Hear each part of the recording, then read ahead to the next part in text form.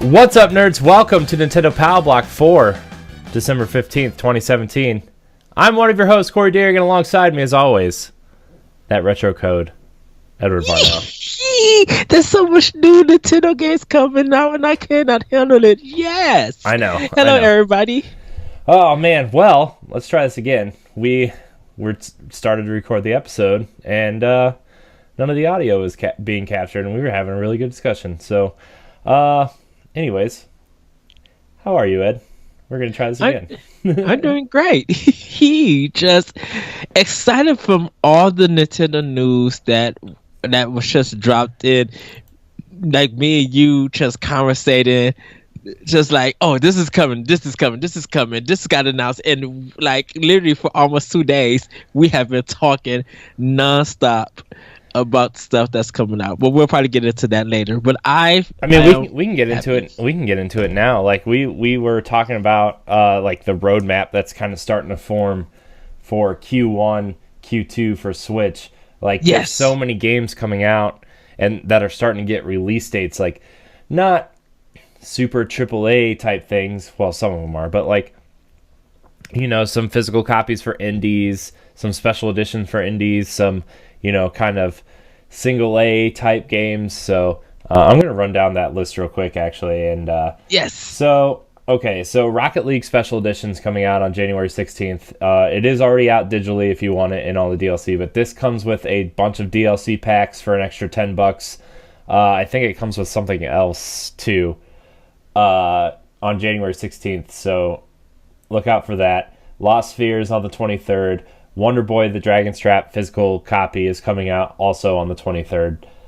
February is a pretty big month already, too, with the Bayonetta 1 and 2 collection coming out on the 16th. And then Payday 2 Special Edition is coming out on the 27th, which Payday 2 is an interesting one because it's going to test Nintendo's online functionality because that game is an online co-op experience, and you need friends and you need to be communicating. So yes, that game's going to be super interesting to bring to this platform. But and I wonder, are they going to do local play? They're going to have to at least implement that a little bit, right? Because yes, that's kind of like the big hook of the Switch is it does what the DS does so well, where you can just connect to friends hanging out in the same room and play together. So which is funny that you mentioned the DS. At work yesterday, some lady was just like, where's your Thomas the Train at for 3DS? I'm like, they don't have a Thomas the Train. Yes, they do. I got a picture of it. I was like, no one has made that game for the 3DS. Yes, they do. Here's the picture. Let me bring it up. I'll walk over, and it says Nintendo DS. I'm like, ma'am, that was for their last system. That was years ago. I'm like, there's no Thomas the Train game. Who Thomas the Train? Who gonna license them and make their game?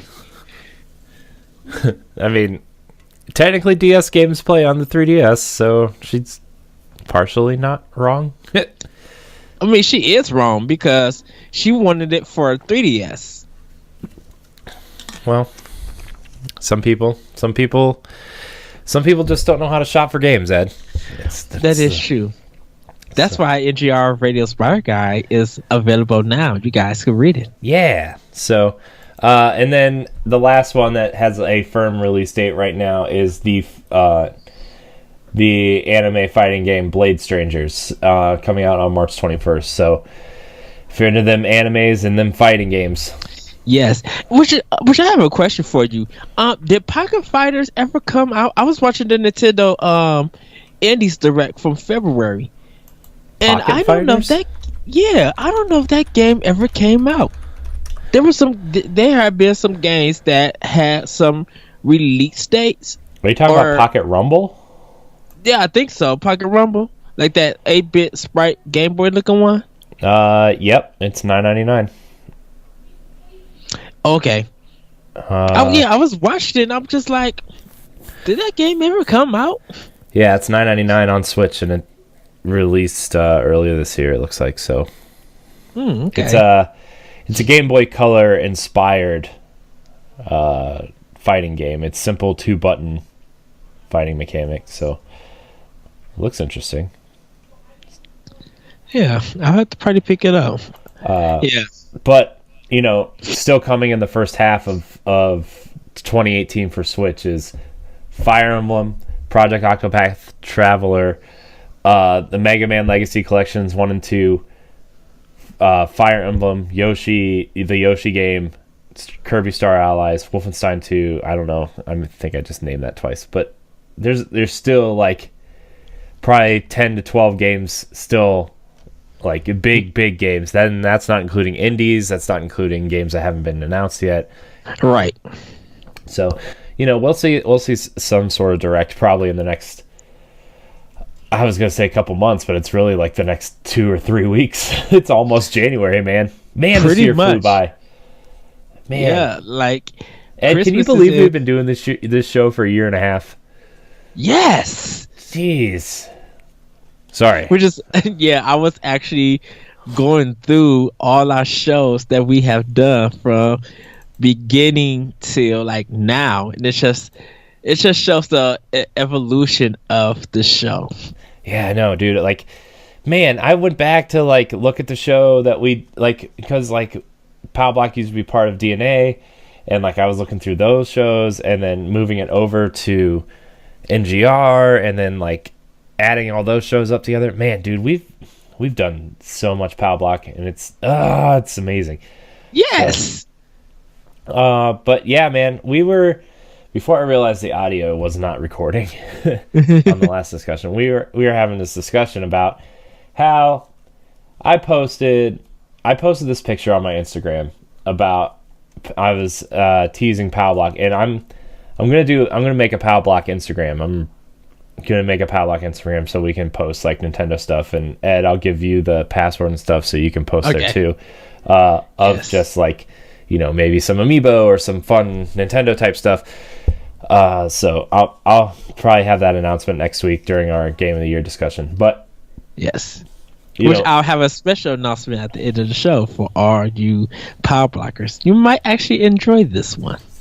Oh yeah, is this the one thing you were telling me about yesterday? Yes. Okay. Yes. Please be excited. Quoted from Square Enix E3 2016, 15, one of those. But anyways, that's the equivalent of Jeb Bush. Please clap. Yeah. Yeah.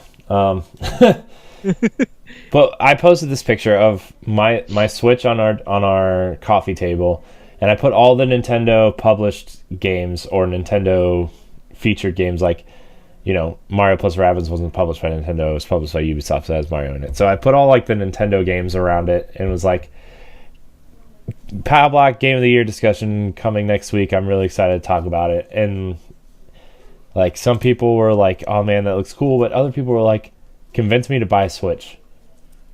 And I was like, no, that's not my job to convince you to buy a Switch. Like, I don't need to convince anybody to buy a Switch. And like, I think this person was just kind of like, kind of being, an internet person. But like at the same time, this person's going out to buy a Switch. Like, this is the thing that, and when we was talking before, if you want to buy a system, you don't need convincing. Go buy it. If you want it, do it. If you don't want it, don't buy it.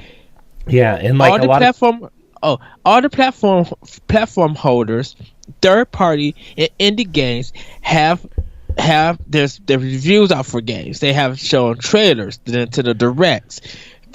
E3, they have shown you stuff that is on their platform or coming to their platform.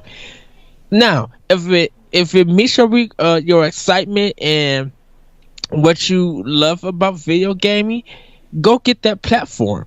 don't nobody have to convince you. Yeah. If you got the money to buy something, go and buy it. Mm-hmm. Yeah, like for me, I was like, I don't need to convince anybody to buy a platform, because like for me, I buy the platforms. I buy Nintendo platforms regardless, because I'm a huge Nintendo fan. But at the same time, Right. I look at their library of games and it's like the Wii U, for example, had a way more compelling library for me as a gamer than Xbox One. But obviously, some people didn't feel the need to buy a Wii U, and that's fine. Like, that's whatever. But at the same time, it's like, I didn't really need to convince people to buy a Wii U, because I bought one and I was happy with it. And like, it had so many great games that like now the people that didn't buy a Wii U are like, oh, maybe those Wii U games should be ported to Switch. And it's like, that's like, as much as I'm like, yeah, I'm with you, I would love all those games on Switch. Like, that console already exists. Right. And it's like, it's not my fault you didn't buy one. Like, whatever. It has 3 Zelda games, 2 Mario games, well, Captain Toad, I guess, 3 Mario games. It has, Bayonetta 1 and 2. It has the best Pikmin game. It has, all these great games like Xenoblade X and Tokyo Mirage Sessions. Bayonetta 1 and 2, which is Game of the Year content. Yeah, Like, I'm just like, look, I'm not going to sit here and like try to convince people that the Wii U was a good system, because like, I understand why people don't like that tablet, but at the same time, like, this is the thing, and I think I have stated this before, and I was talking to somebody else about this. Wii U was at a time that on PlayStation 3 and Xbox, of course, third party was supporting those other platforms that didn't want to support Nintendo. But once again, you got to remember, look how many studios got closed off of those other 2 platforms because they didn't meet. But then when Eastern third party started working more with Nintendo, they started making money. Yeah. For me, like, the Switch is the proof of concept of the Wii U. And like, the Wii U was a great system, but the Wii U also had a weird controller, and like, it didn't exactly do what you needed it to do at sometimes, but at the same time, it had a lot of amazing games, and like, you could play 90% of those games with the Pro controller. You could like, it has the best Mario Kart. It has the best Smash Brothers. It has, it has 2 of the best Zelda games ever made on it. It had a strong library that was always going to stay with you, that you're not going to trade in. Xbox 360 and PlayStation 3 and third party, their games they came in and they went. They were rentable paid games. Yeah, and meaning that you paid $60 pretty much to rent them and then got rid of them the next day. You go into GameStop, and like, I think this is terrible that they do this, but you go in there and like, Wii U games and Switch games are already selling more used than they were new. Like, they already have copies of Bayonetta 1 and 2 collection in there for like $80. They already have, launch copies of, A Binding of Isaac, because they had that special cover. They have it in there for like $60, and it's like, and this is why, because you can't those games that's telling you that those games are hard to find in that state or the stores around it. Yeah. And it's again, like, we're not here to convince people to buy these platforms. Yeah. We're just super passionate about them as Nintendo as a company, and we feel like, we don't need to convince people. What we do feel the need to defend the great ideas. Like, there's like, the Wii sold 1 million, like not 1 million. It sold like 100 million units, right? Yes. And I think the Wii U is an infinitely better console than the Wii. Like, I just do. Yeah. I just do. I've been on record saying a couple times that I really hate the Wii. Like, I hated it. Like, the only game I really thought worked on that console was Wii Sports. Honestly, like, it like Wii Sports and then like Wii Play and Wii Sports Resort, all those games worked fine with the motion controls, but like Yeah. that's why I didn't finish Galaxy. It's why I didn't finish Skyward Sword. It's why I didn't finish Metroid Prime 3. Like, the motion controls broke that system for me, and I think the Wii U is an infinitely better console because it gave me a controller I could use. I think the thing about it, definitely why I love the Wii and Wii U and the Switch and stuff, I still love Nintendo's innovation. I love the fact that they don't play it safe. They'll try something and they'll support it till they can't support it no more. Yeah, and like that's what I was saying before you continue. Sorry, I just have like a little point. Like they are always innovating, and like what doesn't work, they try to improve on. I think the Switch improves on the Wii and the Wii U ideas in an infinitely better way than both of those consoles could do. It does motion controls right. It does the off TV screen play right. Like it does the tablet thing right. Everything, all the ideas compacted during the Wii and Wii U era of gaming. Even the 3DS, even like the DS era, like the Switch encompasses all of that into this one system that is amazing.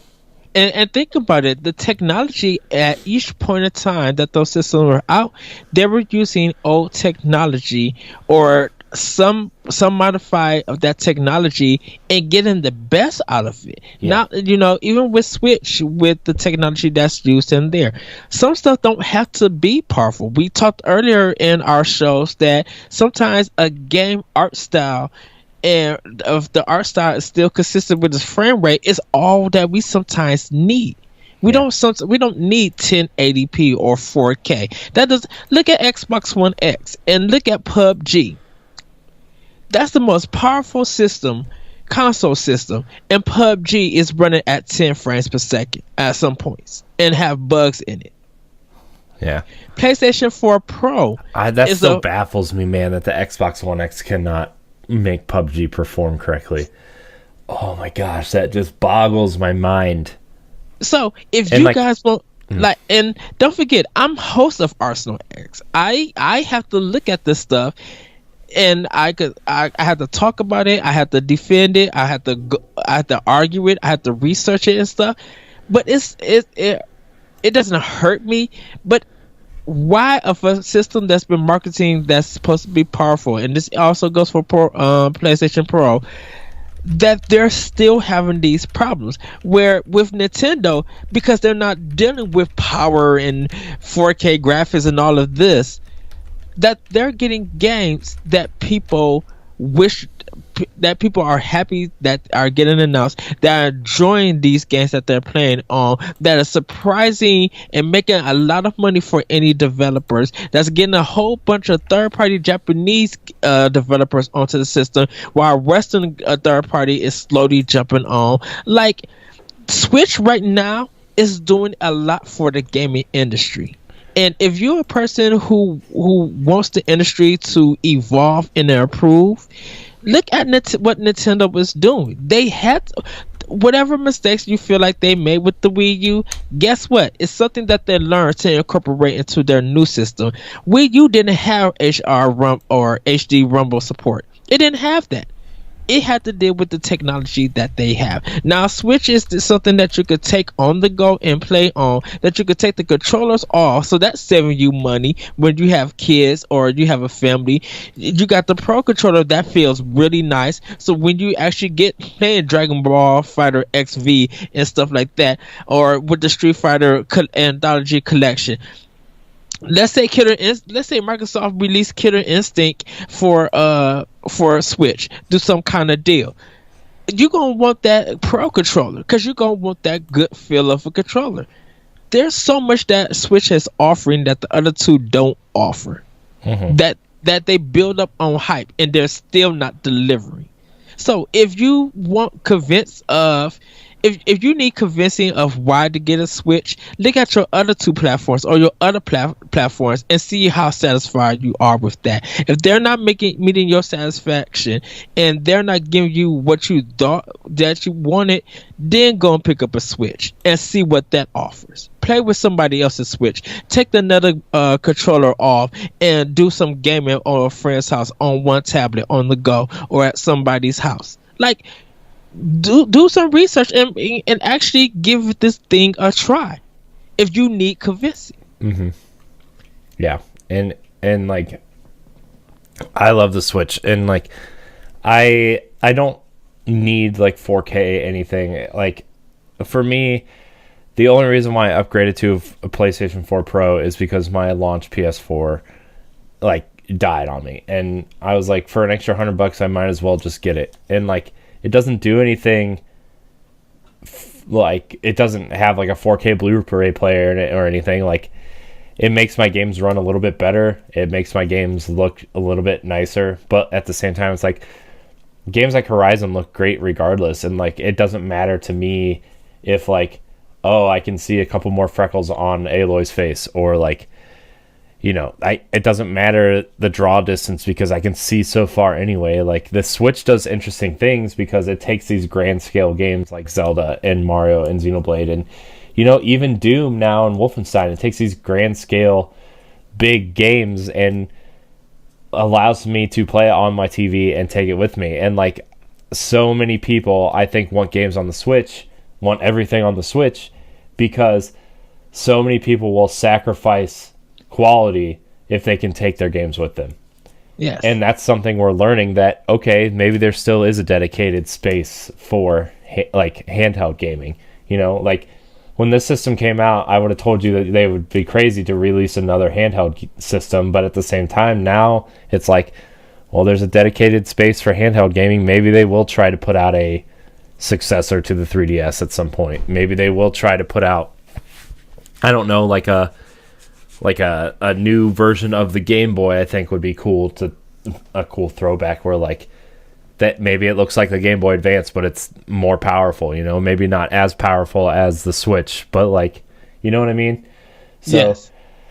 I don't know, man. I don't need to sit here and try to convince people. I'm just saying, like, I love my Switch, and I think it does a lot of things way better than the technology that came before this. And it's the amalgamation of everything that the Wii and Wii U were trying to do, and it does it so much better, and it puts it in a nice little form factor in your hand. You can play it anywhere.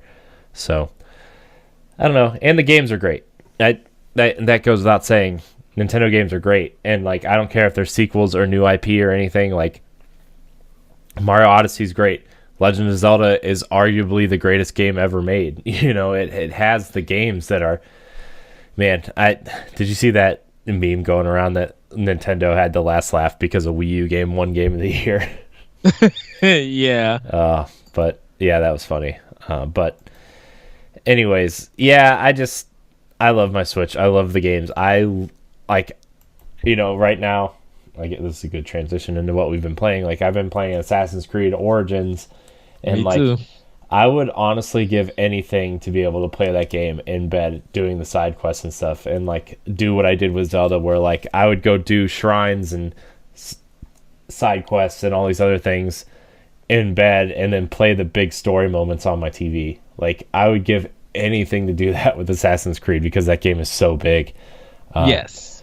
But I can't, and that's a letdown. And I would give up 4K HDR everything if I could play that game in handheld mode sometimes. Like, I don't know. I would give that up if I could just actually play a game that doesn't crash, doesn't have bugs. And, whatever that last update they did, like a couple days ago, like my game has hard crashed 3 times since then. I'm like, man, this is the beginning of making the original Xbox One and the Xbox One S obsolete. This is the beginning. Like, ooh. Well, this is the thing about it. I don't think it makes it obsolete. It is, once again, it's an Ubisoft problem. It makes you wonder, because like, because like PUBG's doing it, which is published by Microsoft. I've heard some rough things about Gears of War 4 lately, like with its newest update. Like, it's not just a Ubisoft problem. I think with patches, I think regardless of what system that you own, it's within that game, because Ubisoft just has a problem with when they put a patch out, it breaks the game, and there are bugs. Like it feels like they're the ones that need a patch for their patch. Because Watch Dogs 2, I have, if my video's still up, I have video of me falling through the sea while swimming. Doors wouldn't open up on some parts for the Division and everything. It was just like, this is weird, and these are games that are selling. So I think it's an Ubisoft problem at this point in time with Assassin's Creed. It plays great. It's running fine now. But I'm just like, well, let's see. Okay, so you're just going to freeze while the game is supposed to be saving. That's wonderful. Yeah. But other than Assassin's Creed, man, that game is... when it runs well, that game is great. It's definitely in Game of the Year conversation for me. It's not going to win for me, but it is. If we were to make a list of like a top 10 or a top 5, it's in both of those lists for me. I think it's got great characters. It's got great story moments between like in this huge world and this huge like worldwide conflict they seem to be trying to tackle. They have great personal moments with Bayek and Aya that are just they rival any relationship in video games to me, and it's just cool to see those moments play out. But other than Assassin's Creed, the Zelda Breath of the Wild DLC is rough. Man, that was trying to unlock the DLC was rough. Like, well, not unlocking it, but the first part to get to the Champions Ballad stuff was like the way it opens is like you have to return to the Shrine of Resurrection, and you get this new like a champion's weapon, which deals damage. Like, it kills enemies in one hit, but you also die in one hit. And so, like, you have to use it sparingly because it only has you only get 2 hits with it. So it's kind of like a state of emergency type weapon, and then it takes like 6 minutes to recharge. So I'm like hiding in these bushes using bomb arrows on all these enemies to try to get through. And then after like fighting like 20 to 25 enemies in each area, it feels like, and maybe it's less than that, but it felt like that because of like the time it took to take on this encounter. Like, a shrine comes out of the ground, and then you have to fight your way through these shrines with one, like, and not die, because you still only have 1 hit till you die.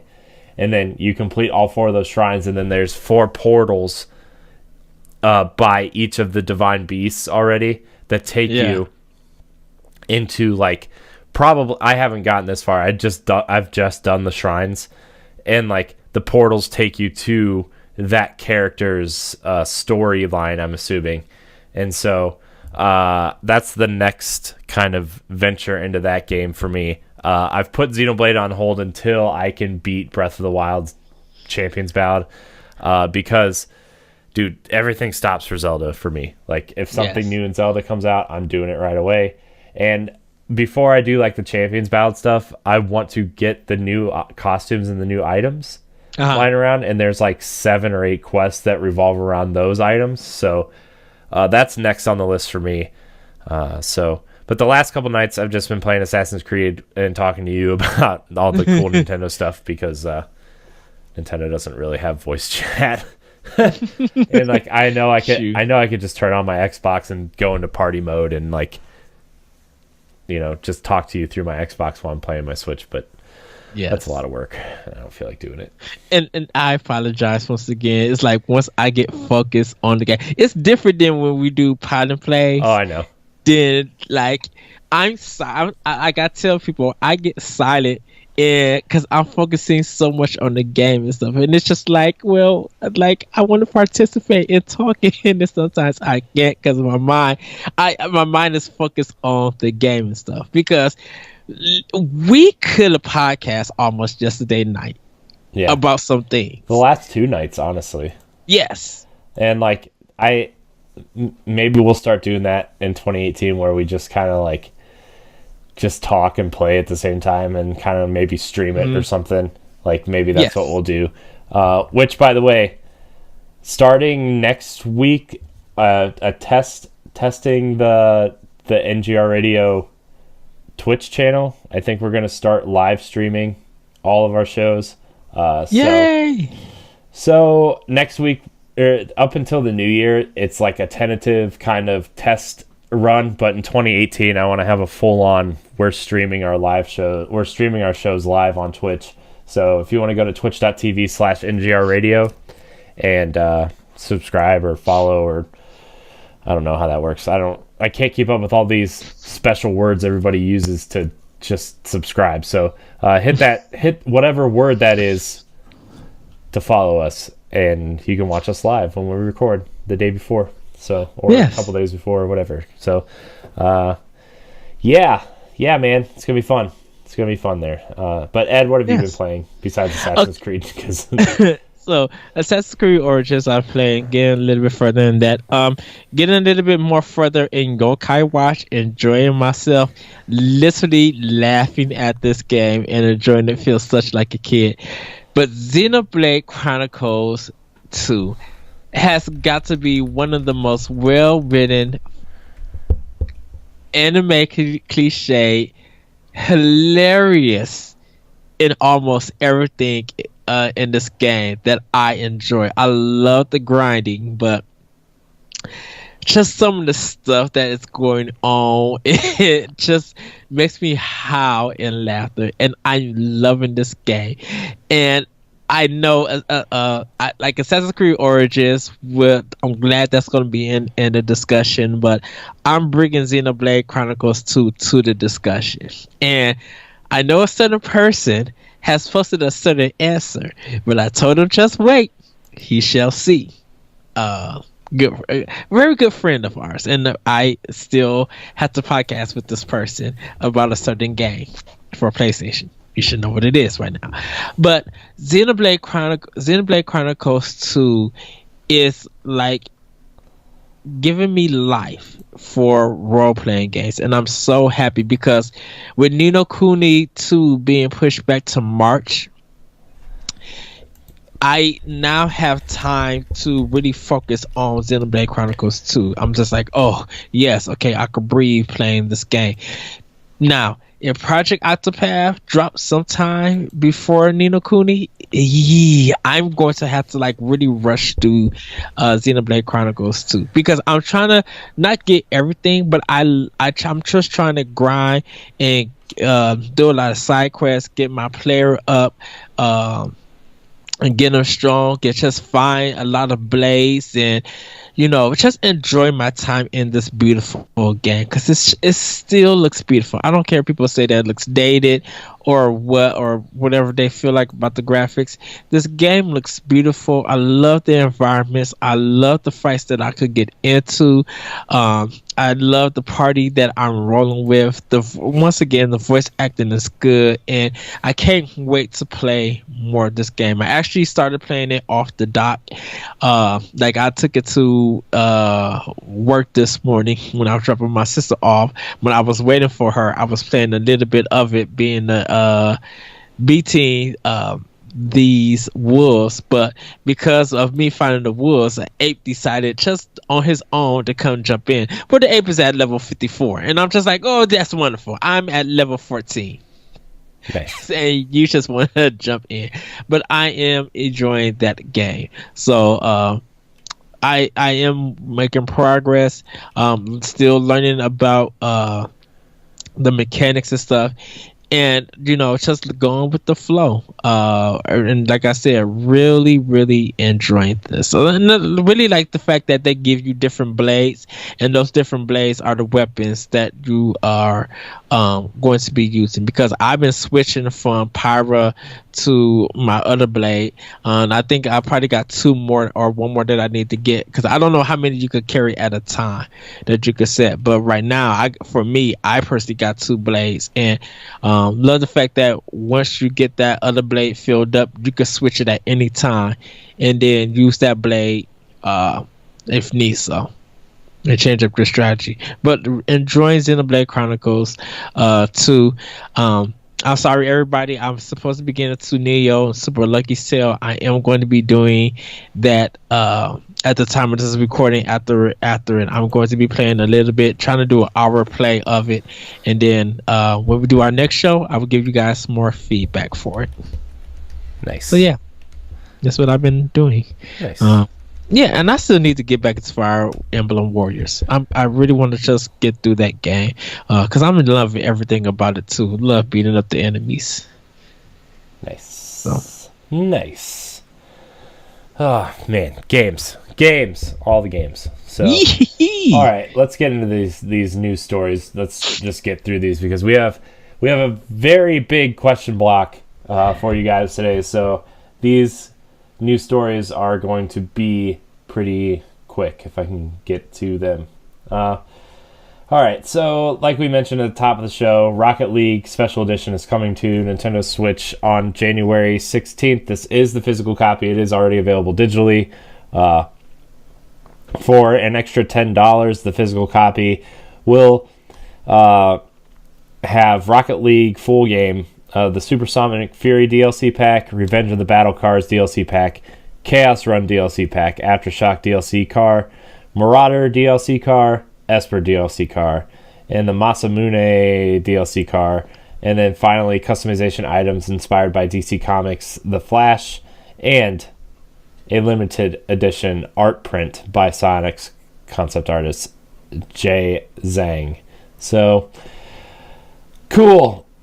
It is coming on January the 16th, and you can own it for $39.99. So, yeah, Rocket League coming to Switch in physical form. It'll sit right there nicely between, let's see, Resident Evil Revelations and Splatoon on my shelf. I'm trying to think of alphabetically where it would sit. So, are you getting Rocket League for Switch when it comes? Yes. Even though I don't need to buy it for other systems, I'm definitely getting it for Switch. Well, Ed, let's get into some sales numbers. The Nintendo Switch officially sells 10 million units. Yay! Despite launching in March, a month not usually reserved for home console launches, and with the busy holiday shopping season still in full swing, the Nintendo Switch system has already sold 10 million units in the according to Nintendo's internal sales. This puts it on pace to outsell the Wii U before its first year on the market is finished. Good time to buy a Switch. Everybody should buy one.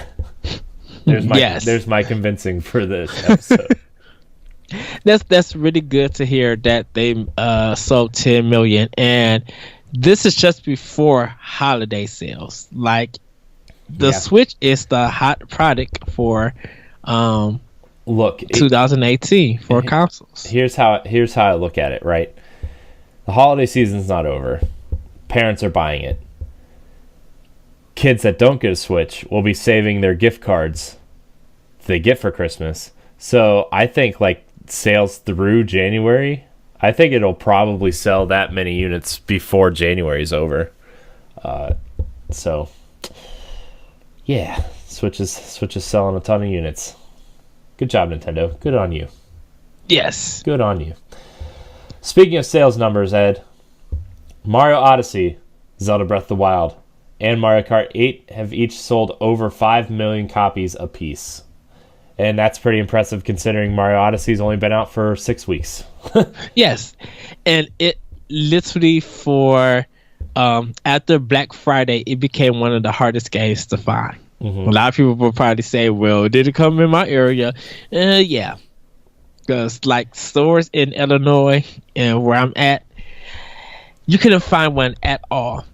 when they came in and if someone saw it, it was gone. Yeah, and coming in just at 2.5 million copies is Splatoon 2, and coming in just under the 2 million mark are ARMS, Mario plus Rabbids Kingdom Battle, and selling 1.2 million copies is Fire Emblem Warriors. Yay! So, Nintendo first-party sales are doing amazing as well. Yes. Now, people, just pick up Xenoblade Chronicles 2. Yeah. Let's push it to that million. I think Xenoblade Chronicles 2 is going to sell better than X and 1. Yeah, it would. If the collector's edition has sold out so well that you can't find it nowhere, that's great sales because that's $100 right there. But people picking up the original version, like that's becoming harder to find. Like people are really enjoying that game. So if Nintendo, because we could keep seeing a lot of shipment of games, and those shipment sales, start coming through. Like we shipped 10 million, and all the 10 million are gone. That's good for the Switch. That's positive for Nintendo, and even for you third-party and indie developers that doing physical copies. So yeah. So also, there's a couple big games coming to Switch. Just to make note, like we said at the top of the show, on February 27th, Payday 2 is coming to Switch, and then at a later date, Wasteland 2 Director's Cut is also coming to Switch, which is pretty impressive. So yeah, and it's funny on how they announced the Wasteland 2. They had it like the title screen running on the Switch, almost just like the Outlast. That seems to be the way to announce Switch games is for the company to tweet out a picture of the Switch with their title screen on it. Yes. So, yeah, man, so many Switch games, a lot of news, a lot of. Man, this deep into December, I didn't think we were going to have a lot to talk about, and we still continue to have a lot to talk about. So. Yes. So, yeah, that's kind of all the news bits we have. I'm sure there's more. I just want to get through these question block questions because we have a lot, and I'm sure it's going to spur a lot of conversation between Ed and I like to talk. So yeah, question block. You can tweet at NGR Radio Podcast with the hashtag PalBlock. You can also email us at nintendopalblock@gmail.com or look for our question threads on the NGR Radio and PalBlock Facebook groups, facebook.com/groups/NintendoPalBlock. Check it out. Go there. Join the community. Join the conversation. It's a good time. So, without further ado, our first question comes from the man, the myth, the legend, the man with the glasses, Todd Oxtra. Love you, Todd. Secret Friends Unite podcast. You should go check it out for all your TV, comic book, all kinds of fun stuff. Man, I wonder how they feel about that Marvel Fox deal. I'm sure if you subscribe to their podcast, you can find out what they think about it. Yes. I can tell you, I don't think Todd's going to be very happy. So, I had to talk to him and get the scoop on what he thinks. Yeah, I can't wait to hear him. To be fair, I'm not super excited for that deal. I mean, look, everybody's looking at it as like, yay, X-Men can be in the MCU, yay, and it's like, yeah, I get it, but as someone who's a bigger fan of the X-Men movies and Deadpool than I am of the MCU, I'm just like, I don't really want that side of it to end, just because like they seem to be on an uptrend in that universe where like they kind of dropped a little bit with Apocalypse and X-Men Origins, but they're on an upward trend with Deadpool and Logan, and Dark Phoenix kind of looks like it's going to be interesting, and New Mutants looks interesting. So like, I really don't want that universe to end either. But at the same time, maybe the MCU can use characters that the X-Men universe isn't using right now. So I don't know. We'll see. I think the X-Men universe is on an upswing, and I don't really want Disney to be messing with that right now. So we'll see. We'll see how it plays out. I'm sure it'll all work out in the end just fine, and everybody will be making their money, and everybody will be watching these movies forever. So, Yeah. back to Nintendo. Todd Oxtra asks, what games should Nintendo release next year? What should they release next year? Okay. Well, big franchises. Top of my list. Pikmin. It's been in development. Was originally in development for Wii U. Now in development for Switch. Probably close to being done. Pikmin World or Pikmin 4 or whatever that is. mm-hmm. The rumored Donkey Kong game needs to be shown and released next year. And finally, for me, Smash Brothers and Mario Maker are the two big games I think need to come to Switch. I don't care in what form. I don't care if they're ports. I don't care if they're new games. They need to come to Switch next year to keep the momentum going. Those are the four big titles I think Nintendo themselves need to release next year. Okay. So, here comes Ed. For me, Earthbound 3 used to come to Nintendo Switch. Nobody cares about Earthbound. I'm going to hit Dragon Punch you. Nobody really cares about Earthbound. It's the mirror's edge of going Nintendo franchises. Shut it! People Smack, like to smack. talk, and then when it comes out, people are like, oh, this game actually is not great. That is true. But I think Earthbound 3 should still come out. Captain Rainbow, a game that came out in Japan that never came here. That looks very kooky. I think people want some very kooky Ed's Japanese making up names games. now. The Secret of Mana collection. Are we just talking about Nintendo themselves? Or yeah, because we have Okay. we have the Square. Okay. So- We have that Square question later on, so save your Secret of Mana for that. Okay, so Earthbound 3, the Captain Rainbow should come out, and I think Advance War collection. I would love to see Advance War. I would love to see that collection on Switch come out. That would be really cool.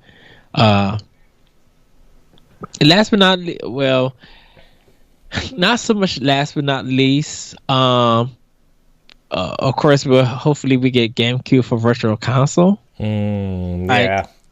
Like Virtual Console, I would definitely love to see. Because I was gonna say Baten Kaitos that came out, but that's from Namco.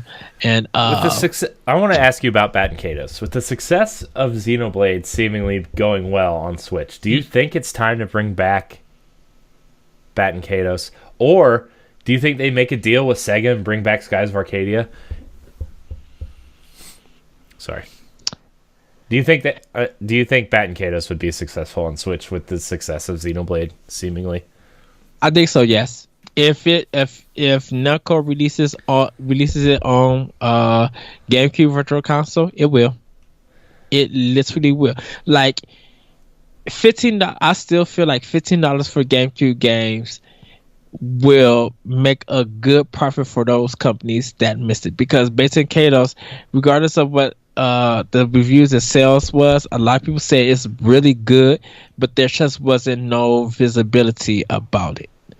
So that was one of the problems for that game, was the visibility. Like really, maybe GameStop and maybe one other store like Target or something may have got a copy of it, and then that was it. Like a lot of people didn't even realize that the game came out, and didn't really feel like picking it up. So I think this re-release from GameCube Virtual Console would do it more justice. So nice. There was something else I think they should release too. The Punch Out for Wii. Yeah, I was with the motion controller. Yeah, I think a new Punch Out would be great, and like the only thing is like we already have the motion boxing game in ARMS, so like how would you differentiate Punch Out from ARMS? But at the same time, I really want a new Punch Out, and like I think they could do something really cool with Punch Out. Like if they took the time and kind of like remember when EA used to make Fight Night all the time, and how you would go through like a career and upgrade your boxer and kind of like make your boxer to your own fighting style and stuff. I kind of wouldn't mind them doing that with Punch Out, but at the same time, it's like Punch Out has a very specific cadence to it. It's more of like a puzzle game than it is a fighting game. Like, you know, you have to like recognize the enemy's moves, and their movement's very deliberate, and you counter when you see the right moves and stuff. So like, I don't know how you would really do that, but I don't know, man. Punch Out would be cool. What I would really like to see, honestly, would be a crossover and be like Punch Out versus Ready to Rumble boxing. Yeah, that'd be cool. Like, just because Nintendo's been doing weird crossovers for some reason, and like that seems like a normal weird one to do. Yeah. Plus, like, people have a lot of weird nostalgia for Ready to Rumble boxing. So, who does Ready to Rumble? Sega?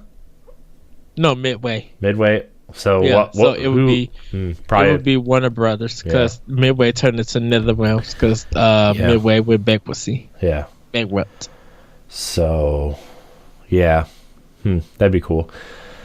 Yeah, I really want a new Ready to Rumble. I think Ready to Rumble is cool, but like Dreamcast and 64 Ready to Rumble, not the weird Wii one that came out. Mm-hmm. All right, our next question comes from longtime fan Megan Green. She says, "Yay! There are so many good Switch games out now and coming soon. How do you guys pick and choose which games to get while staying current with Nintendo and other consoles too?" We pretty much make our own individual lists, and we just AKA Ed stole my list when I sent it to him. Well, I mean, you still have. I mean, we talk about these games and we look forward to purchasing them. And I know for me, I always say I'm going to go and purchase, and I'm going to go purchase them. And sometimes I just lose track, and other things come up. But I do get to those games that I need to buy.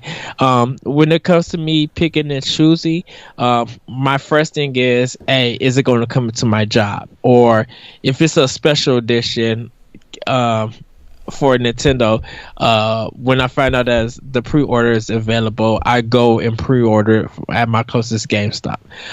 But if that game comes into my job, it's a day one purchase. Like, I would literally save money aside to get that game. Yeah. And people know that I did that with Bayonetta. I did that with Xenoblade Chronicles X. I did that with Xenoblade Chronicles 2, our Fire Emblem, collection. Like, when these games drop for a Switch or any Nintendo product for that matter, I go and buy them. Now, if I do miss that initial release, I do wait, and I'll probably catch it up on the sale, like a buy one get one 40, and just be like, okay, now I know what I need to get and stuff to fix it. And when it comes to my other consoles, I know that that game is coming out, but I could wait for it. When it comes to video games, the Nintendo part takes priority over the other games, because sometimes they'll get a digital sale, or it'll drop down in price maybe a month or two later. So I don't have to stay current on that game until all the patches and stuff get fixed, and the discussion somewhat dies down, or a discussion isn't being created. I'll go and pick up those other games and stuff like that. Yeah, for me, it's like, man, wow, throat's dry. For me, I'm like, Nintendo's really the only console I feel obligated to stay up to date on because of the shows we do. Like, for NGR, I don't really feel like I need to stay current with things, because that show isn't built around news or new games or whatever. It's just built around conversations that we like to have about video games. Or Arsenal X, I can pick up a game here and there and we can talk about it, because usually the game I pick up is current or somewhat current, or some sort of games as service type game. So that's the benefit of PlayStation and Xbox, where those games are, a lot of the games I play on those platforms are games as service, like Halo 5, Gears 4, The Division, Destiny. Those games are all ongoing, and Jesse plays Rainbow Six Siege and Ghost Recon, and those games still have content rolling out. So Assassin's Creed is the newest game for Xbox that I've played, and it's I don't really need to stay current on those games because they're ongoing. So Nintendo, and on top of that, like, Nintendo is the console I'm most passionate about, so I really want to keep my focus on that system. And if for those who have an Xbox One, and you are really on a budget, the Game Pass, Yeah. $10 a month. That's a really good way to get the games, whether it's old or some games that you miss. It's a good way to be able to have a good library of games in your Yeah. collection. And like the Xbox Game Pass just added Gears of War 4, Darksiders, War Mastered, Metal Gear Solid 5, Phantom Pain, and there's another big game that they just added. And it's like, to that degree, like, look, I don't need to keep up on everything. I can't, because financially, we're not supported by anything. We're not signed up with the FCC. We're not signed up as like partners with any of these companies and stuff. So there's that. But at the same time, Nintendo is the company that I want to focus on because that's the console I play the most. Those are the games I'm most interested in. And that's where my money goes. And I make a list of games that, I'm going to need to keep up on. I have a list of games that I need to keep up on and talk about on the show. And I have a list of games that, like, I would like to have eventually and play. Like, next week, I'm probably going to purchase Yooka-Laylee so we can talk about it next week. Like, that's the plan. Yeah. I said, Ed, like the other day when we were talking on Xbox Live chat, I was like, Ed, I need a list of indie games. And like, we were throwing indie games back and forth so I can complete my list of indie games, because from now until Bayonetta comes out for Switch, like, yeah, there's games I'm going to buy in between there, but I want to be able to catch up on the indies that I missed this year, because I spent most of my money on the AAA box copies, because like, some of them are already becoming harder to find, like we talked about earlier. Binding of Isaac, that original copy is really hard to find. Or, Super Bomberman, for some reason, is really hard to find in my area. Like, there are games that have not been reprinted and are getting really hard to find. And I'm going to have to buy another memory card. So, like, yeah, I did not, like, I thought 128 was going to be big enough. I need that 400 gig memory card that just came out. And yeah, it's expensive. And yeah, I don't know if I should wait for the 1 terabyte, but at the same time, it's like, I might as well just get it now, because I'm going to be able to use it in something else eventually anyway. So, right. Especially because, like, Resident Evil Revelations takes up 26 gigs. LA Noire has a big download patch. Doom had a little bit of a download patch. NBA 2K18 had a big patch. So, like, my memory card's filling up fast. And none of them are Nintendo games. Like, none of the patches are Nintendo games. But, like, if third party is going to continue to support Switch, I'm going to need that bigger patch. You don't know how big that Wolfenstein 2 patch is going to be. Like, that's a big game.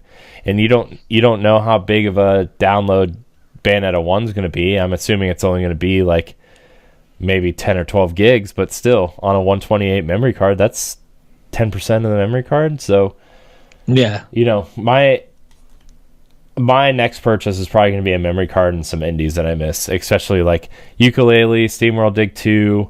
Those are games that I miss, and not to mention SteamWorld Dig Heist comes out at the end of the month, which is a great game.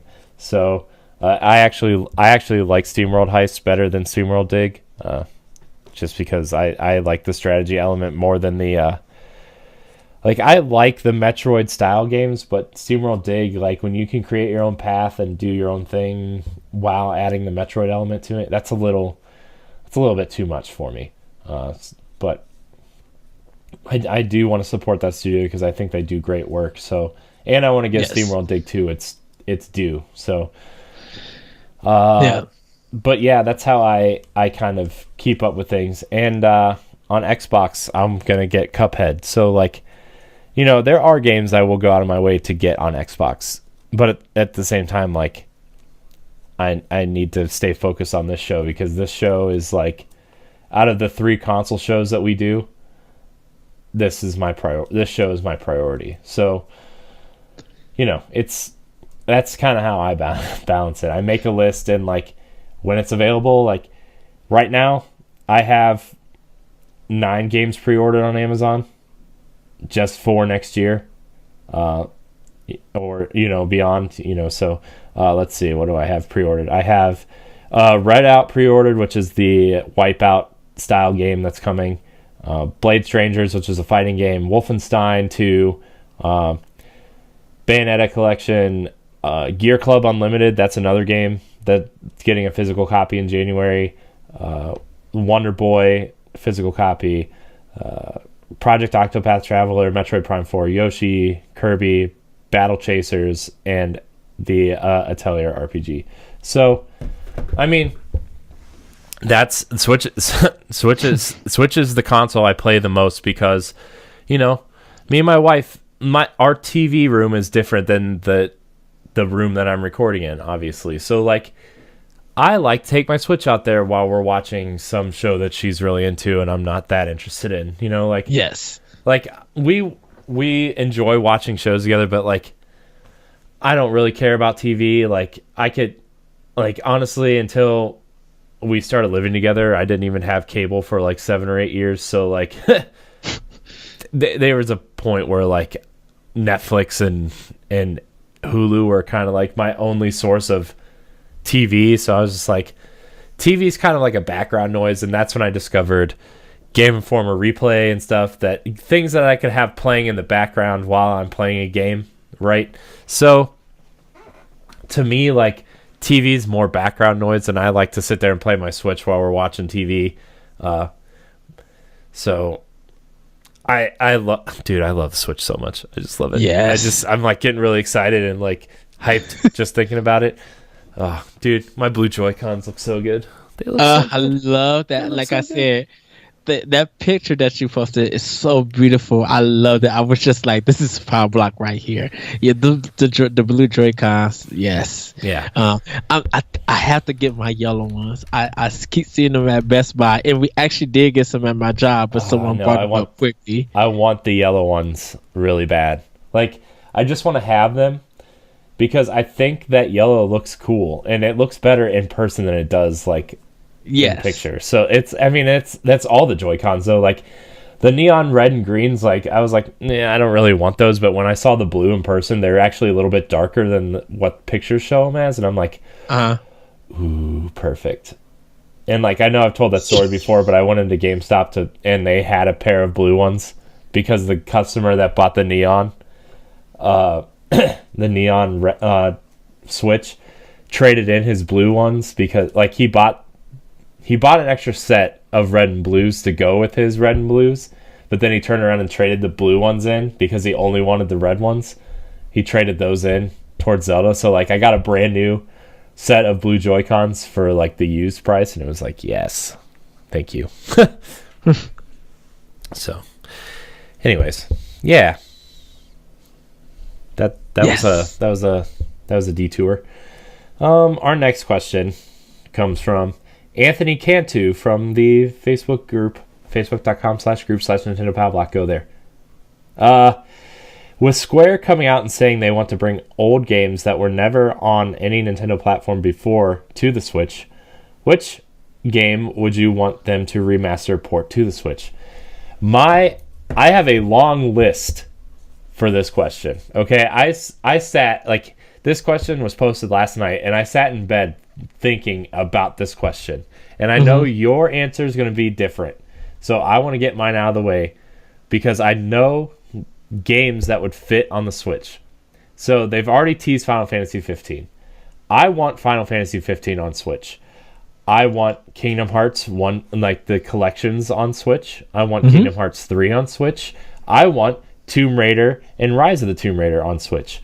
I don't know if like they still have the distribution rights to this, but I want Hitman Season 1 on Switch. I want Final Fantasy. I want all the old Final Fantasies on here. I want the Final Fantasy 10 and 10-2 HD collection. I want Final Fantasy 12 Zodiac Age on this system. Yes.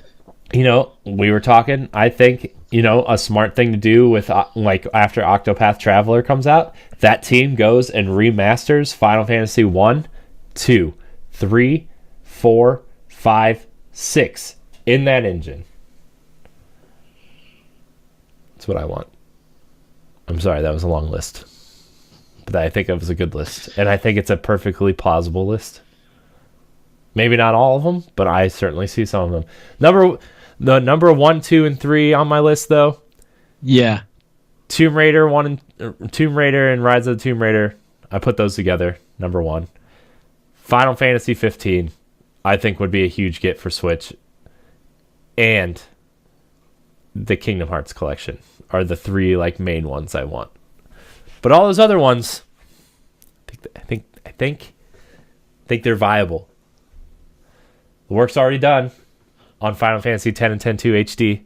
Work's already done on the Zodiac Age, Final Fantasy 12. It's already there. It's already done.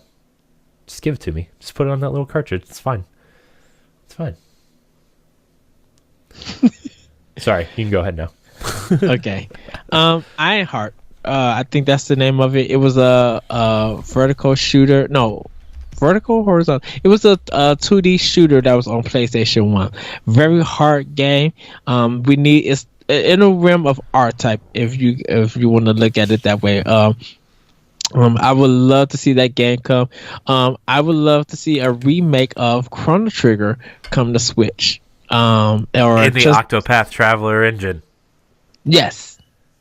That engine. So, that's another game I flipped on for about 20 minutes the other day, was the Octopath Traveler demo. And I was playing the other character.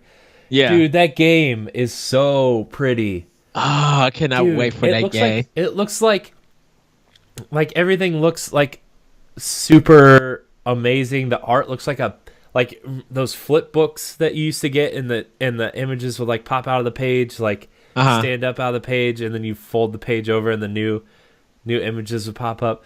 That game looks like a picture perfect pop-up book. Oh, I love it so much. Sorry, continue.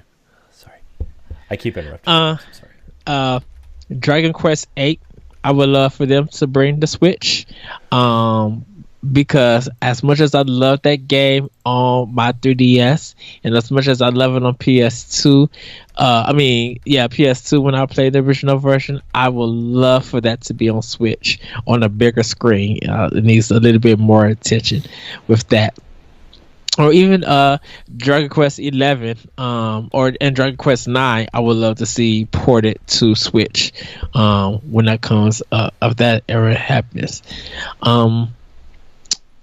This is going to be so stupid, but what was that beat 'em up game that came from PlayStation 2 that didn't nobody like? The Bouncer.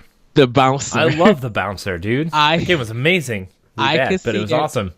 I could see that as a 1999 like port. Can we just get a sequel? Can we get like the Bouncer remastered and then a straight sequel to Switch, and like it'd just be everybody's favorite bad game again? Please. Dude, that game was awesome. I still have my copy of The Bouncer. It was the first game I bought. The first 3 games I bought for PS2 were The Bouncer, Madden 2001, and NBA Live 2001. Oh, wow. Wow. Oh, goodness. And then I turned around and bought Final Fantasy 9 because... Yes, Final Fantasy 9 needs to be on Switch. Oh, dude. Yeah, dude. I want the one that they released on PS4 recently looks so good, and like just bring that version over. Like, oh man, Final Fantasy 9 to me is the best Final Fantasy. I don't care what anybody says. It's better than to be fair, I haven't played Final Fantasy 3/6, but it's better than that. It's better than 7. It's better than 8. It's better than 10. It's better than 1. I don't know. It's the best. 9's the best. Yeah, I would love to see Final Fantasy 3/6 to come to Switch. Definitely Final Fantasy 10 and definitely 12. If they could do a collection of Final Fantasy 13, I could see that. I could see that happening, being a port to Switch. Oh, like a Final Fantasy 13 collection? Yeah. Yeah, I could see that too. That was the other one on one of my lists. I actually I don't mind 13. I thought 19 was a decent game, honestly. Like, I know it's not everybody's favorite, but at the same time, it's like that game was not bad, honestly. And I think Drakengard was something that was on from SquareSoft. I think or Square Enix. Don't quote me on that, but I would love to. I know a lot of people have been talking about that, so I would love to see that come to Switch because of Nier Automata coming and stuff. Or actually, the original Nier, I would love to see it come to Switch if it can happen. Lara Croft Go and Hitman Go, I believe, should be ported to Switch. That's a good fit for it. Yeah. And and of course Rise is Tomb Raider. But I think that one Tomb Raider also, the Legend of Tomb Raider Legends or something that came out for PS2 and Xbox. It was like her second or third like reboot. It was like the reboot before the reboot. Like Tomb Raider, it was like Legends, and then they remade Tomb Raider 1 as Tomb Raider Anniversary, which was like, it was like a kind of a remake, but it was more of like a retelling of the first game. And it somehow, like, they linked the first game into the Legends timeline. And then Underworld was actually like a really solid old school style Tomb Raider game where like everything that they were trying to do with those games just kind of came together. And man, I love Underworld. Underworld was really good. So yeah, sorry. Yeah, I wouldn't mind seeing those games come over. Or you know what else? Speaking of those, like, I'm just thinking of like the PS3 trilogy collections that came out. The Prince of Persia trilogy collection, HD trilogy collection. by Ubisoft. Yeah, like the Sands of Time trilogy. Oh yes, Because they released that on PS3, right? That and the Tomb Raider HD trilogy all came out at the same time. They both came out on the same day. And I was like, man, $80 for 6 games, sure. So, right. yeah. Anyways, so that. Oh, and I guess a remake of Chrono Cross. Nah, fine. Oh, and the Secret of Mana trilogy and remake. Yeah. Yeah. Oh yeah, the PS4 remake that they're doing, right? The one that's for PS4 and Vita, that one. Yeah. Yeah, they should do that. Or they could just bring that trilogy, the remaster trilogy thing from Japan. They just localize it. So I think 3 new announcements actually for games just popped on. I don't know if you've seen it. Tactical RPG Regalia of Man and Monarchs is coming to Switch Q1 2018. Adventure Time Pirates of the Enchiridion is selling onto Switch in spring 2018. And Tacoma Recut brings Korean survival horror to Switch next week. And that is on Nintendo Life. And also, everybody check out the 2DS XL Pikachu edition that's going to Europe if you're interested. Nice. All right, our next question comes from... Who does it come from? Where's my question? Where's my questions? Sorry. So, this is from Jeff Glasson. What are the must-have / necessary accessories for someone buying the Switch? Corey, you could go ahead and answer this because me and you said the same. We brought this conversation up and said the same thing, so you can give the answer. Yeah, Pro controller, definitely. Especially if you're playing on TV, I think the Pro controller is a no-brainer. I know it's a little bit more expensive than normal controller, like a Xbox 3 or Xbox One or PS4 controller, but at the same time, it's probably the most comfortable controller on the market. It's a no-brainer, you know, and Amazon has it on sale all the time. It's under $60 all the time. So if you go to Amazon, like, even if you don't buy it right now, like, Amazon has it on sale all the time, and they have cool special edition ones, like the Xenoblade Chronicles one. Looks really cool, and the Splatoon 2 one is pretty cool. So, Pro controller's a no-brainer. A case is a no-brainer. There are specific cases out there, like the Hori cases, HORI. Those cases are probably the best one because the cases on the outside are canvas, but inside it's full of like rubber, and it has the flap that protects the screen. So that's really nice. The flap inside that holds the games also protects the screen, so that's really nice. Tempered glass screen protector is a must. They come in like 2 or 3 packs, and they're on sale on Amazon every day. They're like $8 for a 2-pack, so definitely get that. And then maybe an extra AC adapter. I would I would consider that too, especially if you're planning on playing it in handheld mode. Just because bigger games like Zelda specifically and Xenoblade chew that battery. If you're playing indies, like the battery lasts forever. Indies, Yes. like the battery lasts probably like 5 or 6 hours. If you're playing smaller games like Shovel Knight, SteamWorld Dig don't take up battery, but Zelda, Xenoblade take up a ton of battery. Like it just sucks it up. Mario Odyssey wasn't too bad for me. That game's well optimized for the Switch. Wasn't too bad. Mario Kart's not extremely awful. My wife and I played Mario Kart on an airplane, like a 3-hour plane ride, and didn't lose. Like we didn't recharge it. So, yeah, those are kind of like the main accessories, and then maybe a cool headset that you just plug into the top. You can just listen to it, and yeah. Oh, I will add colored Joy-Cons. If you got the gray one, I think the colored Joy-Cons would be awesome to have too. Yeah, Just the colored Joy-Cons are cool. I would just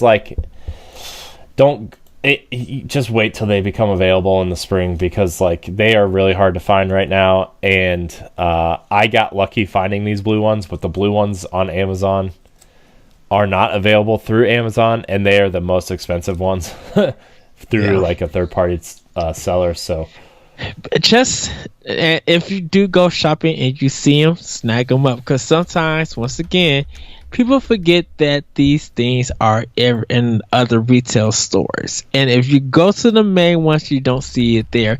You might want to go to a retail that nobody thinks about, and it might just show up and be right there when you least expect it. Just saying. Yeah. So, other than that, I mean, that just games, man. Games. It's And you said the micro SD card, right? Oh yeah, micro SD card is a no-brainer too. If you're planning on using it for indies, I think a 128 should suffice. And knowing Jeff, like his third-party games are going to be on PS4, so I wouldn't worry too much. Maybe a lot of people got 64 gig memory cards. I would go ahead and splurge for the 128, especially because of all the indies that are out and coming out. Yes. You'll future-proof yourself. They're not very expensive either. I think Amazon had them on sale during Black Friday for like $40. So, it's that they go up and down in price, but the 128 is what I have, and it works well for me so far. But then again, I am also getting third-party games on my Switch, like Doom and LA Noire and stuff. So, kind of like mentally make a list of like what games you want for the Switch in terms of download-only stuff, and then kind of go from there. But my recommendation would be a 128 micro SD card, and it's super simple. You just pop the kickstand out, and the card insert is right there, and it spring loads in. So, yeah. Okay, so more questions. I hope that helped. I know it's like 3 hours into this podcast, but I hope that helped. Sam Prockerton. Yes. Do you in the email he sent me, he said, been listening for a while. Thanks for the great show. But I didn't include that in this message, so thanks. Oh, thank you, Sam. So he says, do you think we'll ever get a Switch 2.0 or their version of an Xbox One X or PS4 Pro, or even a, quote, new Switch similar to the 3DS? How will you adjust to that when it comes? Can I answer first? Yeah. We won't get a new Switch 2.0. There's no need. Not anytime soon, at least. Yeah. If Nintendo was going to do a new version of a console, they're just going to bring out a new console.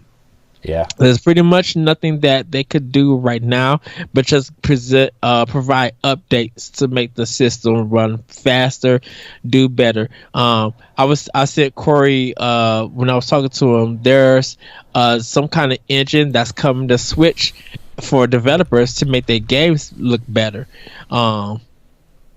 And I like that's big news. So I was like, if they could provide stuff like that for Switch, there wouldn't be no need for Switch 2.0. For Xbox One and PlayStation 4, they're trying to give somewhat power to the third party, so they could bring those developers to their system and make games look better, not really play better, but look better. Some performance issues to make it run better, and but nothing really major. They're just doing it for stuff to look better.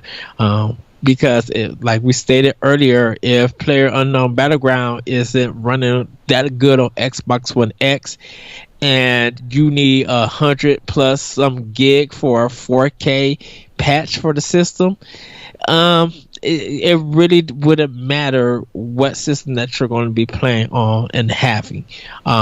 So it wouldn't even matter. Nintendo just wants to improve on that one console.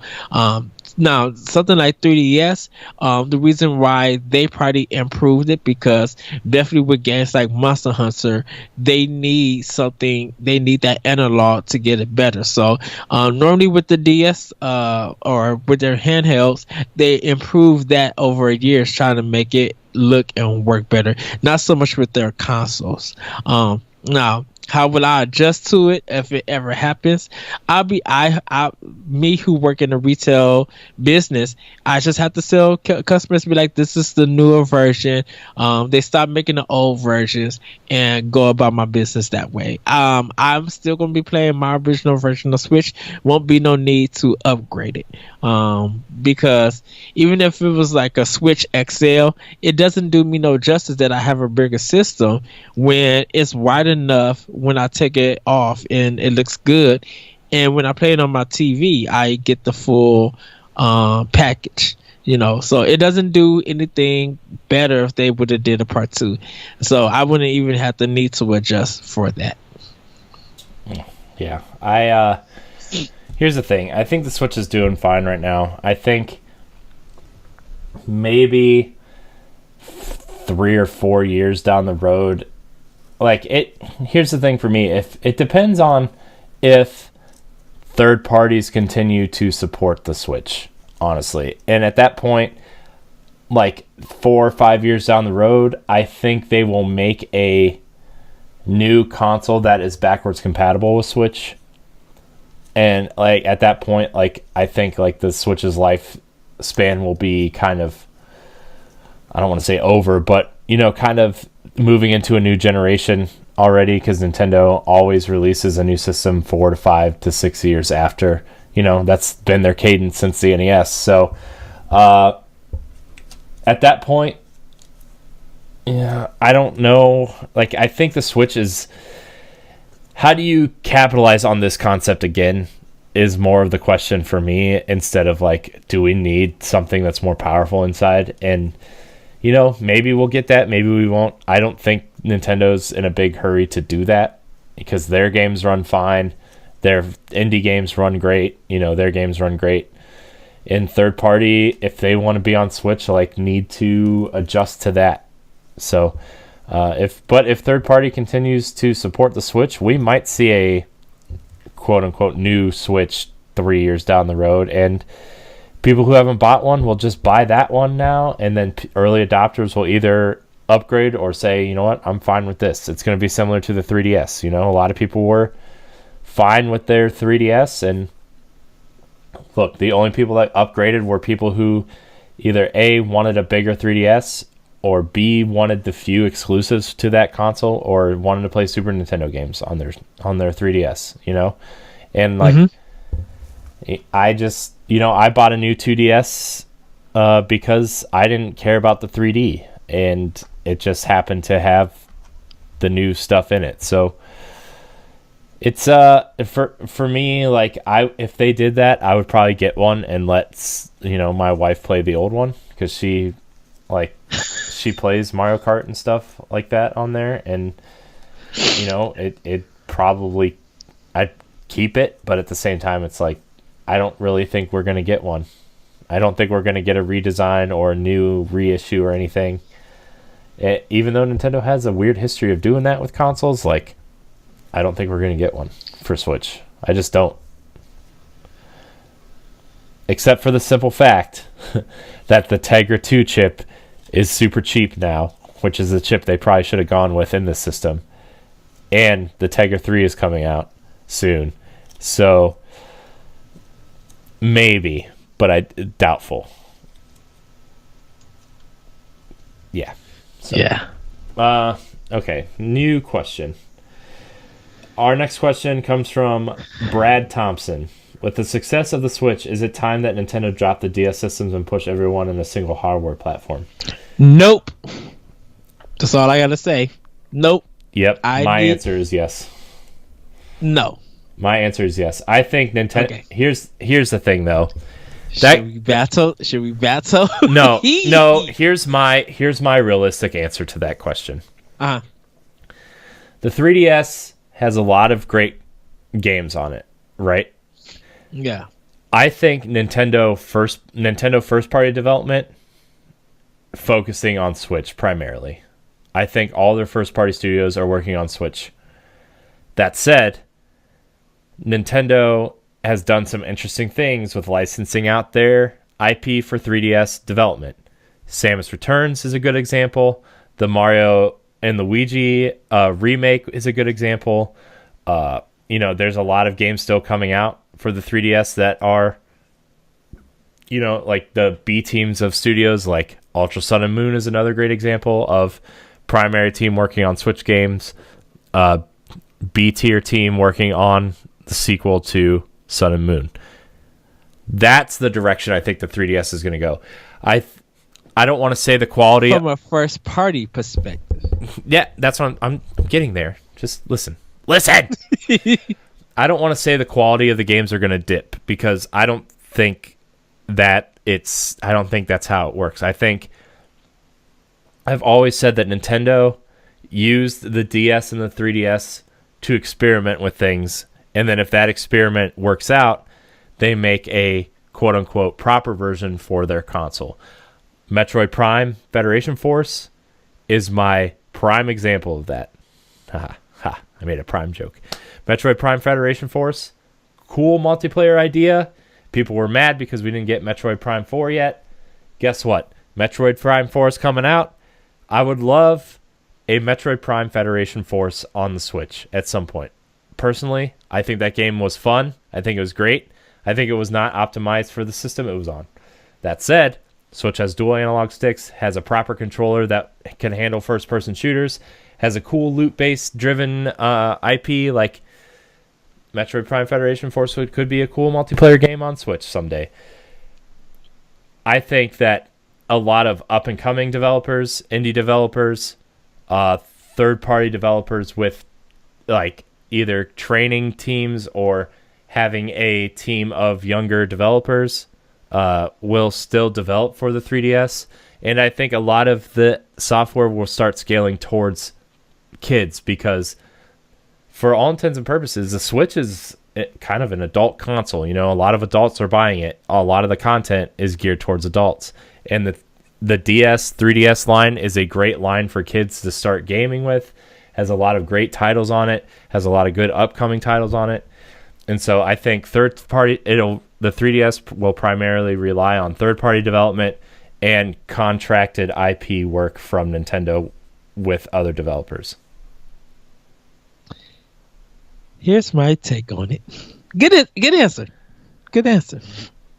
I just think like Nintendo themselves are done developing for the 3DS, and I think a lot of other companies are going. Yeah, they are. No. Yeah, they are. No, they're not. What major games are coming out for 3DS from Nintendo proper? That we don't know about yet? I'm just saying, we know a bunch of Switch games that are coming out next year, and we don't know a single 3DS game from Nintendo. Right, because they're still developing some that they're not ready to announce. I think them announcing just because Nintendo is announcing stuff for Switch don't think that they're not developing anything. I think them announcing that Pokemon Ultra Sun and Moon was the last 3DS Pokemon game, mainline Pokemon game. Well, yeah, and so they're ready to because is the nail in the coffin. Pokemon has relied on handheld because of the functionality that it has done. That same functionality couldn't have been done on past systems. Now that Switch is portable, that same thing that they could do on the 3DS, they could still now do on Switch. You know, they have always been about trading, by physically you meeting another player and trading. That has been a social aspect of Pokemon. You weren't able to do that on Wii, GameCube, Wii U, and all the other hardware consoles from Nintendo. Now that Switch offers that, they're going to, of course, put a game out like that for Switch. But guess what? If I just made 4 million copies for 3DS and still making a ton of million sales off of 3DS, you think I, as a publisher and a hardware developer, is going to cut out my profits? I get double profits. Why would I want to cut that? Just and put all my hope and faith on my console. I won't even bring up Sony and Microsoft. That's a whole different story. Nintendo, like I stated earlier, they are not going to stop trying to cut into their profits. If they're making money on 2 platforms, why would you want to cut one that's making you tons of money? Really? Do you really want to cut? Like, I love that Switch is selling 10 million. Love that the games are selling 5 and plus. Continue to do that. That's a great sign for Nintendo. But I'm not about to cut off my side hustle that's making me extra money. And that's going to... Don't forget, you got to think about the investors, the CEOs, the development costs for all your employees and stuff. Like... Nintendo is not going to stop doing that. They want to make a profit. They rely on their software. Yes, they do rely on their hardware, but they rely on their software. And if that software is coming from their handheld division and their console division, that's all that matters to them. And Nintendo is not going to cut that. Now, trying to move that to one platform? No. Like I stated earlier, Nintendo's not going to do that. Now, you did make a point saying that the 3DS for kids, but the 3DS is also for adults. Pokemon is still a big seller for that. Atlas is still putting their niche titles on 3DS, which is keeping Atlas and them afloat. Indie games are still selling on both consoles. That's keeping them afloat. You know, people are double dipping. If they buy it on 3DS, they'll buy it on Switch, or they bought it on Wii U or a different platform. Like the ease of carrying a DS or 3DS/2DS over a Switch, that might be a reason. You know, like.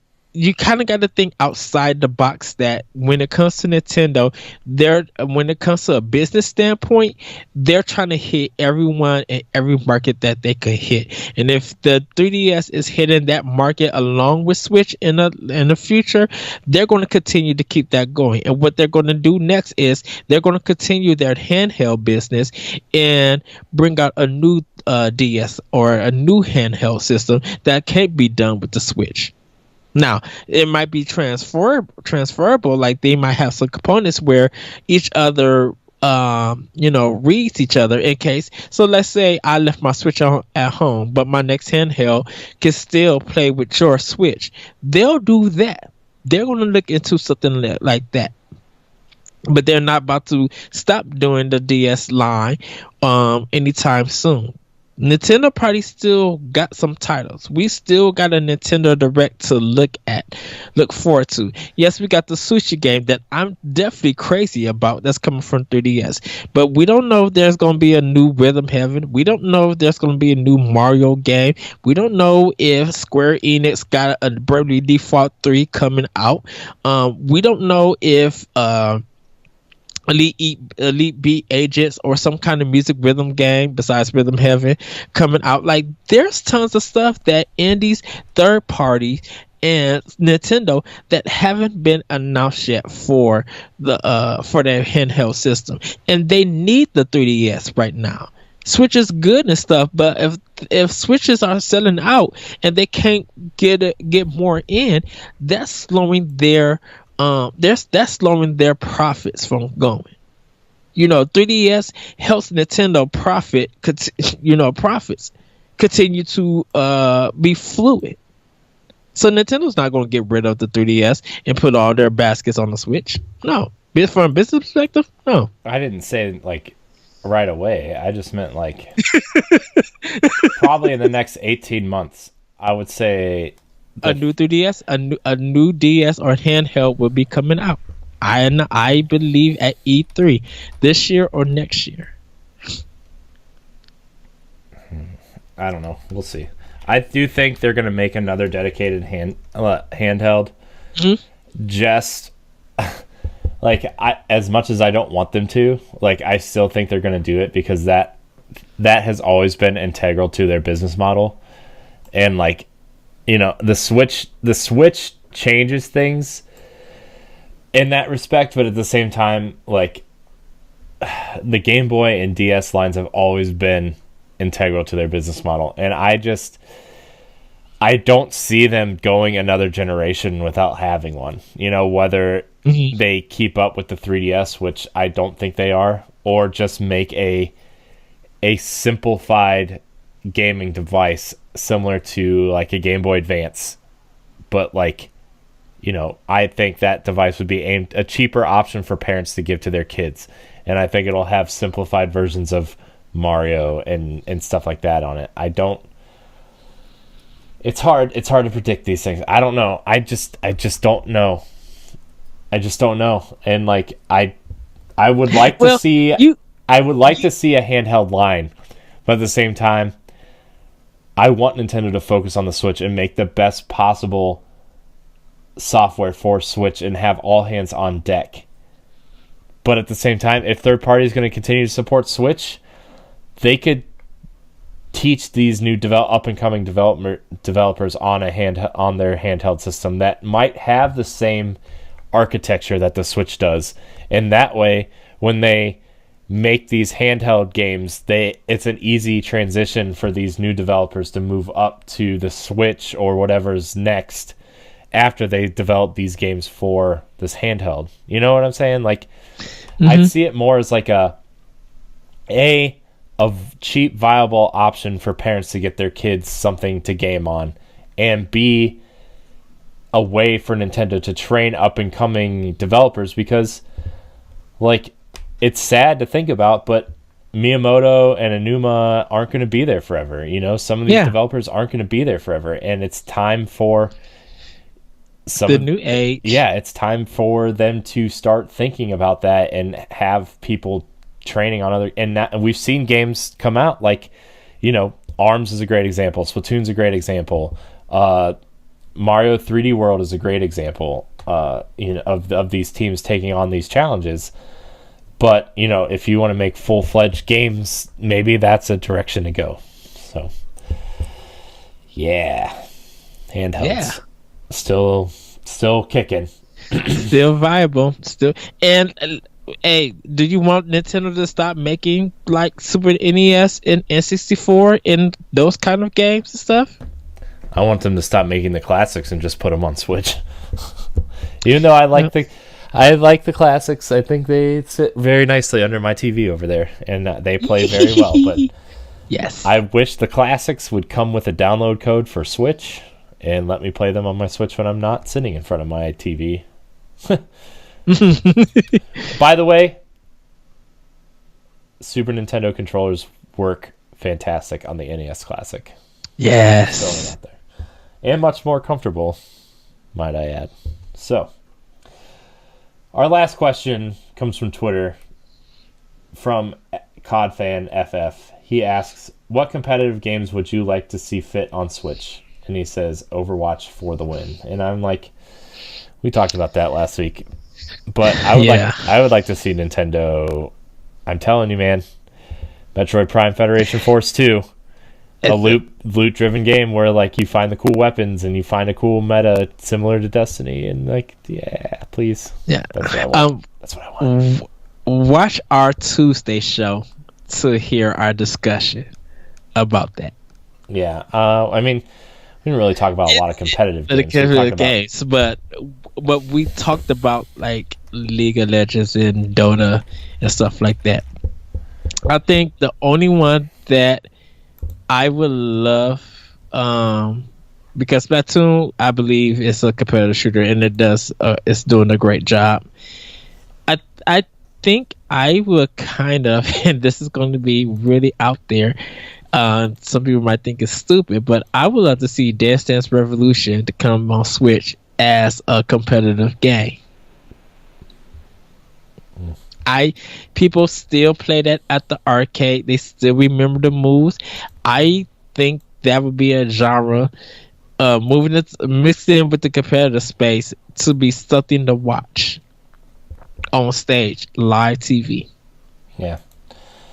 I don't know. I don't even know anymore, man. I don't really care about competitive games on Nintendo specifically. Oh, can I say this? If I was going to really pick a game, Fortnite. Yeah. Honestly, I don't know how Nintendo's online infrastructure would handle that, but Fortnite is like a really solid game. Like, I played a lot of it actually the other day, and it was like, it's a fun little, like, interesting thing, you know. So exactly. But yeah, that's all the questions we got. Yay! So, we've been going what? Oh, I was gonna say, and everybody, I love Corey. That about the last question. He doesn't. He really hates me.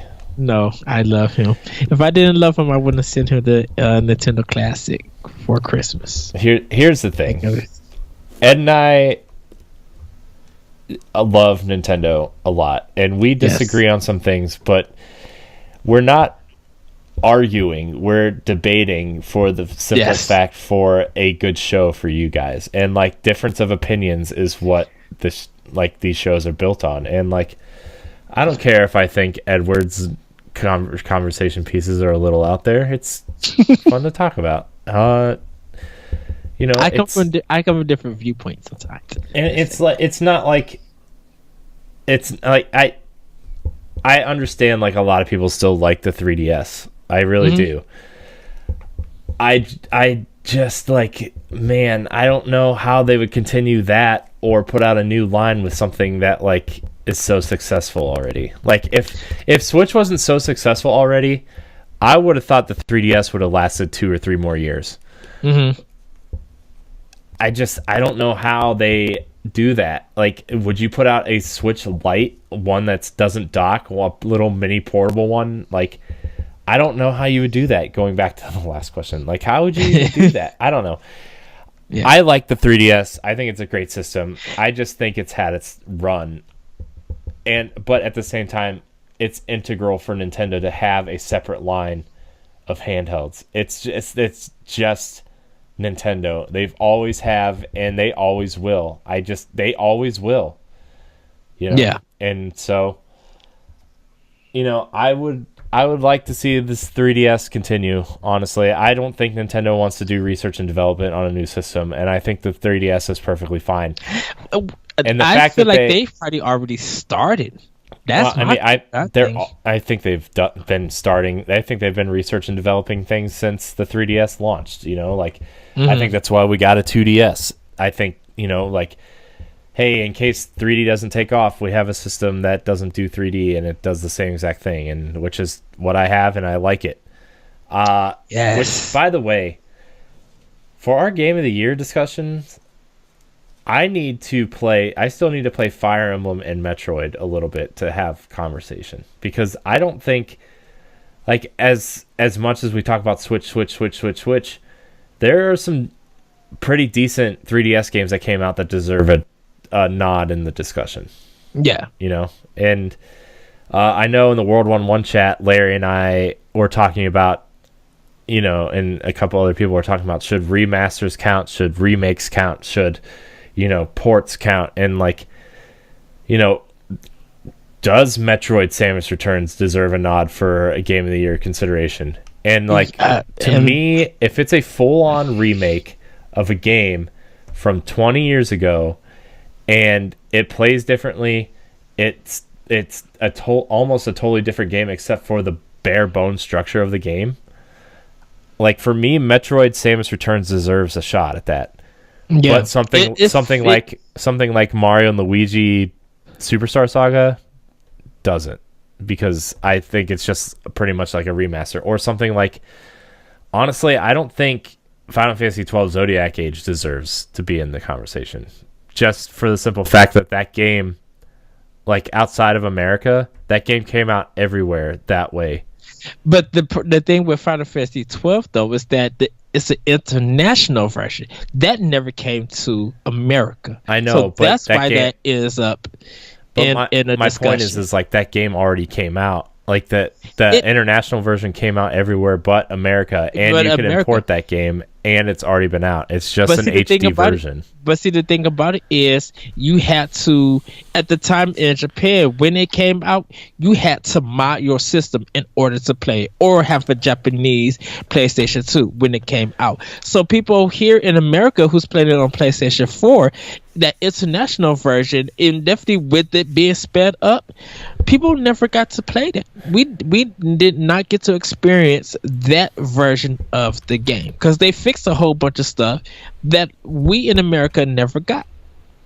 So I think that's why people would add something like that to the discussion. I'm like, it's a different version of the original that never came to America. And I understand with the Mario and Luigi one that, it's more of an updated version because of the graphics, but yeah, that shouldn't be in a discussion because it's updated. Now that only applies, I believe, if everyone in that discussion played the original.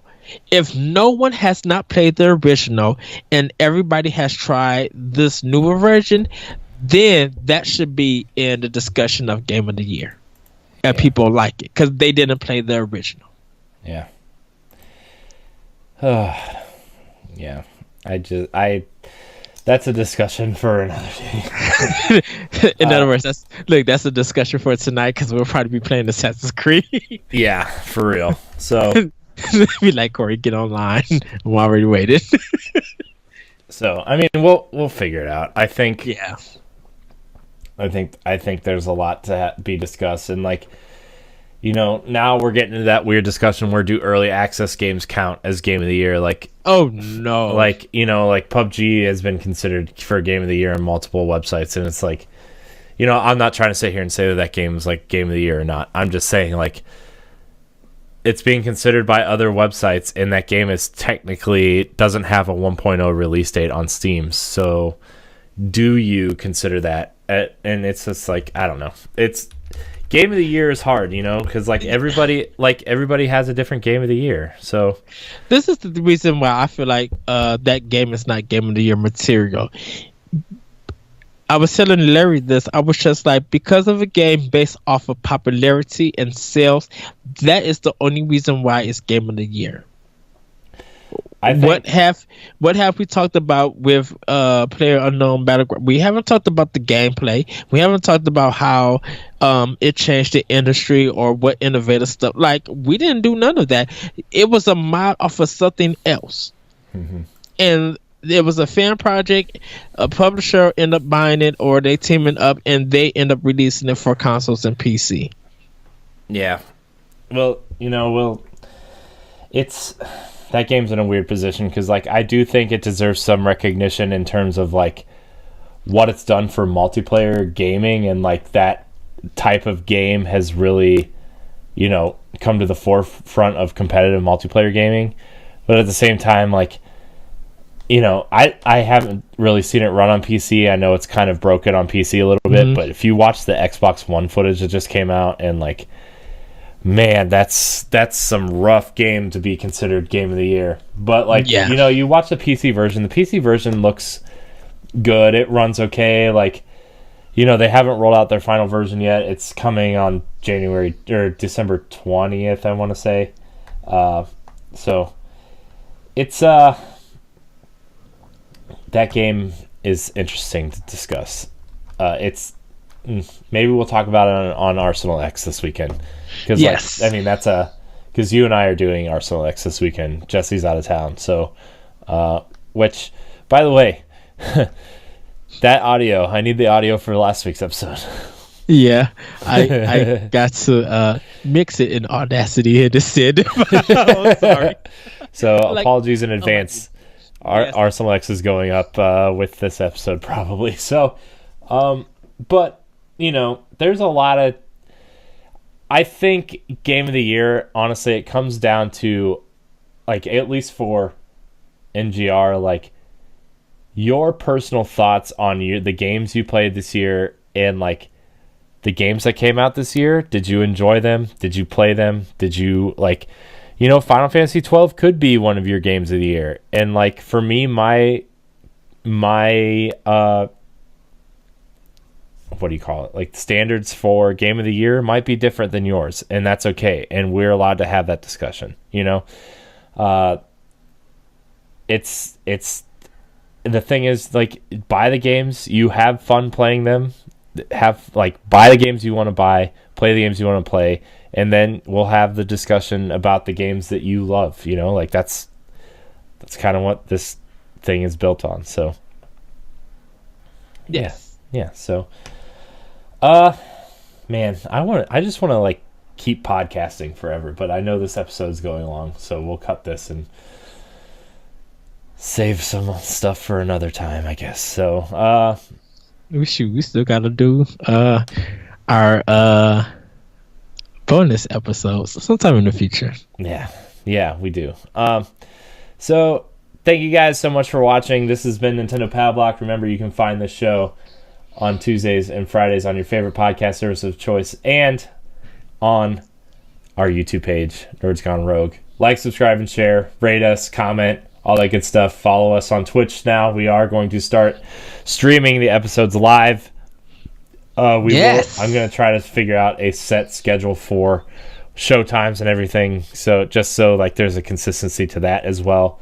We're going to start streaming games too. There's a bunch of games that we want to start streaming, so that's going to be testing throughout the rest of the year to make sure everything's running right and looks right and everything. And then, 2018, we're going to have a big live schedule. So I'm pretty excited. I'm pretty excited. I got my game capture stuff set up over here. I know all my games are set up over there, but, like, it'll be easy to move stuff over here. I'm excited, man. I'm really excited. So, yes. Check out all that stuff. Thank you, guys. Remember to write in your questions to nintendopowblock@gmail.com or look in the Facebook groups or everything else. Just, yeah, it's a good time. Ed, where can we find you? You guys can find me on Twitter at ThatRetroCode, and you can check out my podcast, Optional Opinion, on SoundCloud. New episodes will be dropping real soon, so do check it out. And yes, everybody check out the buyer's guide for NGR Radio, covering PlayStation, Microsoft, Xbox, and Nintendo for our for Switch and for 3DS/2DS. So check it out. Yeah. You can find me at CoreyandHD on Twitter, Twitch, and all that stuff. Make sure you subscribe to all of our shows, our family of shows, Arsenal X, Nerds Gone Platinum, World 1-1, NGR Radio, and of course, Nintendo Power Block. Join our Facebook group, and until next time, we love you. Happy Hanukkah, everybody. Woohoo!